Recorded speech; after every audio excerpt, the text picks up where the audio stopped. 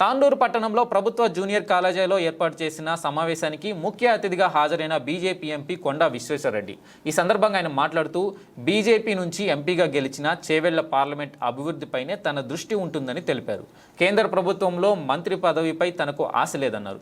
అదేవిధంగా 2014లో ప్రధాని నరేంద్ర మోడీ ప్రారంభించిన స్వచ్ఛ భారత్ కార్యక్రమం తనను ఆకర్షించిందన్నారు. బీఆర్ఎస్ ఎంపీగా ఉన్నప్పుడే స్వచ్ఛ భారత్ కార్యక్రమాలు చేపట్టడం జరిగిందని గుర్తు చేశారు. అప్పట్లో ఒక ట్రక్కు నుంచి 30 గ్రామాల్లోని ప్రభుత్వ పాఠశాలల్లోని మరుగుదొడ్లను శుభ్రం చేసే కార్యక్రమాన్ని చేపట్టడం జరిగిందన్నారు. గతంలో పాఠశాలల్లో మరుగుదొడ్లను శుభ్రం చేసే వ్యవస్థ ఉన్నప్పటికీ ప్రభుత్వాలు పనిచేసే వాళ్లను తొలగించిందని విమర్శించారు. ఆర్థికంగానే కాదా సమాజంలో కూడా ఎంతో దిగజారిపోయింది. స్వచ్ఛత అనేది శుభ్రంగా ఉండే గ్రామాలు పట్టణాలు లేకుండా చెత్త అలవాటు అయిపోయినాం. స్వాతంత్రం వచ్చినా కూడా అదే అలవాటుతోటి మనం ముందుకు వచ్చాం. అందుకే ఎంతోమంది ఫారిన్ టూరిస్ట్ వస్తారు. ఈడ ఐటీ ఇన్ఫ్రాస్ట్రక్చర్ చదువుకున్న వాళ్ళు, మైక్రోసాఫ్ట్లు, గూగుల్ ఉంటాయి, కానీ రోడ్లను చూస్తే చెత్త ఉంటాయి. మీరు ఇంత చదువుకున్న వాళ్ళు ఇంత గలీజ్గా ఎట్లా ఉంచుకుంటారని వాళ్ళకి ఆశ్చర్యం. 2014 ప్రధానమంత్రి మోడీ గారు వచ్చినప్పుడు ఈ విషయం నిన్నే పట్టింపుతో స్వచ్ఛ భారత్ అనే ప్రోగ్రామ్ చేసింది. నేను అప్పటి సంది నేను పార్లమెంట్లో అప్పుడు టీఆర్ఎస్ ఎంపీ ఉన్నా కూడా నాకు వాష్ లెజిస్లేటర్స్ ఫోరం అంటే వాటర్, శానిటేషన్, హైజీన్ 30 మంది ఎంపీలు ఆ కమిటీలు ఉంటారు. ఆ కమిటీ కన్వీనర్ నేను. అప్పటి సంది నేను కూడా ఇది మా ప్రాంతం కూడా మంచిగా ఉండాలి, శుభ్రంగా ఉండాలని ప్రోగ్రాం ఎన్నో మొదలుపెట్టినాం. దాని మీద మీకు 10 ఏళ్ళ కింద తెలుసు, మన గ్రామీణ ప్రాంతాలలో మన అలవాట్లు, మన పద్ధతులు ఎట్లుండే తెలుసు. ఎవరు కూడా బాత్రూమ్ లేకుండే, ఇళ్ళల్లో కూడా లేకుండే, అందరూ రోడ్ల మీద చేసేది. ఆయన ఎటు పోయిండాయా అంటే చెంబట్టుకుపోయా అనేది. కానీ సమాజంలో 10 ఏళ్ళల్లో ఒక పెద్ద మార్పు తెచ్చినైనా గొప్ప వ్యక్తి మోడీ గారు. నేను అప్పుడు టీఆర్ఎస్ ప్రభుత్వం ఉన్నా కూడా నేను కూడా భారతదేశాన్ని శుభ్రంగా చేయాలని, నా వంతు ఏం చేయాలని ఎన్నో చూసినాం.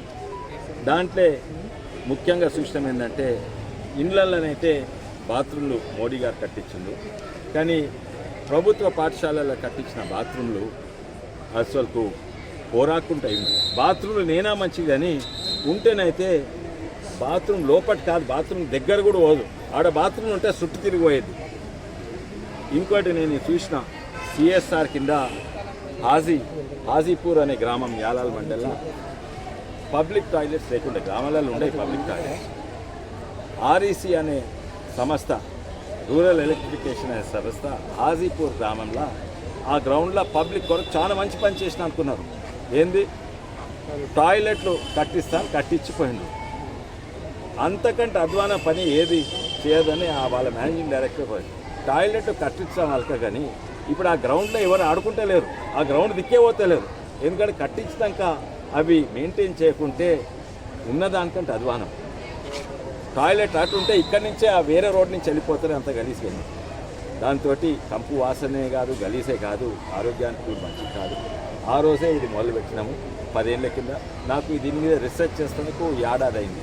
ఒకటేమో టెక్నాలజీ మీద, ఎందుకంటే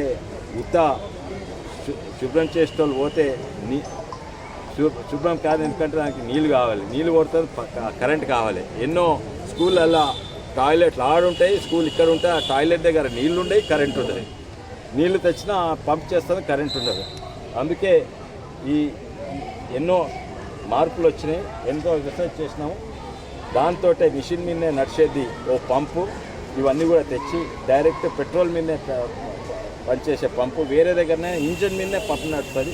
ఇవన్నీ కూడా రీసెర్చ్ చేసినాం. కానీ ఇంకో సమస్య, మన భారతదేశంలో డిగ్నిటీ ఆఫ్ లేబర్ లేదు.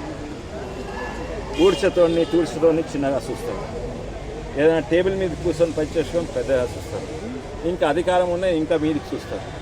వేరే దేశాలలో ఈ సమస్య ఉండదు, అందరినీ సమానంగా, అంటే ప్రభుత్వం కాదు, ఒకరిని. అయితే ఇక్కడ అదో సమస్య ఉండే. అది కూడా నేను రాజకీయాలకు వచ్చినాక ఈ గొప్పగా ఏది సాధించామో అదే, ఒక వ్యక్తులకు డిగ్నిటీ ఆఫ్ లేబర్. నువ్వు మంచి పని చేస్తే అది మంచి పని, చెడ్డ పని చేస్తే చెడ్డ పని, ఏది కూడా చిన్న పని పెద్ద పని అని ఉండదు. ఈరోజు సంతోషం, నా దగ్గర ఓ 20 మంది పనిచేస్తారు. వాళ్ళు నీట్గా తయారవుతారు. గర్వంగా పోయి నువ్వేం చేస్తున్నావు అంటే, నేను స్వచ్ఛ ట్రక్ నడిపిస్తాను, నేను స్వచ్ఛ ఎంప్లాయీ అని చెప్తారు. పోయి బాత్రూమ్ కడుగుతారు. ఇది ఇక్కడనే ఉందా మొత్తం కేవల ప్రాంతం? మొత్తానికి నేను మొదలుపెట్టినాక ఇది ఒక్క ట్రక్ రోజు 30 గ్రామాలు తిరుగుతాయి. ఇప్పటి వరకు 7 ట్రక్కులు నడుస్తున్నాయి. ఇది 7 ట్రక్కులు నడుస్తున్నాయి. ఇది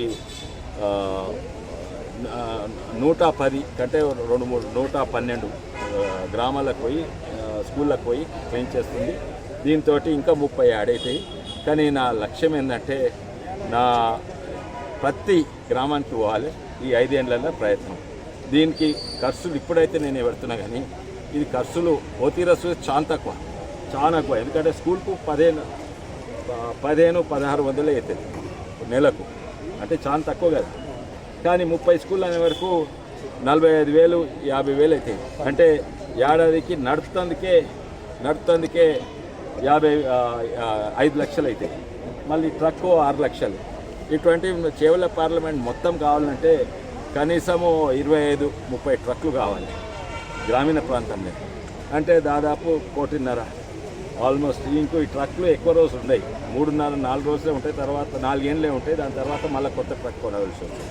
అయితే దీంట్లో సిఎస్ఆర్ కింద ఇతరులను కూడా అడుగుతున్నా. ఇప్పటి వరకు 2 ముందుకు వచ్చిన కన్వర్జెస్ అనే కంపెనీ ఒక ట్రక్ ఇచ్చింది. ట్రక్ ఇచ్చుడు అలక, కానీ నడుపుతందుకు మెయింటెనెన్స్ బాగా ఖర్చు అవుతుంది. దాని కొరకు కూడా నేను అడుగుతున్నాను.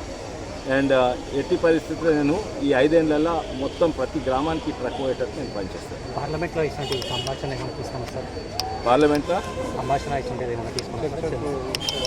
ఇవి యాక్చువల్లీ బడ్జెట్లు ఉన్నాయి. పోయిన ప్రభుత్వం మొత్తాన్ని నాశనం చేసింది. ప్రతి స్కూల్లో శానిటేషన్ వర్కర్స్ ఉండే. ఆ శానిటేషన్ వర్కర్స్కి ఎంత జీతం వస్తాయంటే 15,000, 2,000, 2,500. ఆ జీతం కూడా ఎక్కువ వాళ్ళని పంపించేసిండ్రు,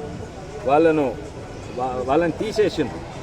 నాకు అర్థమైతే లేదు, ఇంత తక్కువ ఖర్చుతోటి ఇంత ముఖ్యమైన పని చేసేటోళ్ళు దొరికిన వాళ్ళు పని చేసేటోళ్ళని తీసేసిండ్రు. కానీ ఈ ప్రభుత్వం అది ఇంకోటి, అప్పుడు నేను మొట్టమొదటి మొదలుపెట్టినప్పుడు రంగారెడ్డి జిల్లా కలెక్టర్ ఒక గొప్ప వ్యక్తి ఉండే, రఘునందన్ రావు గారు.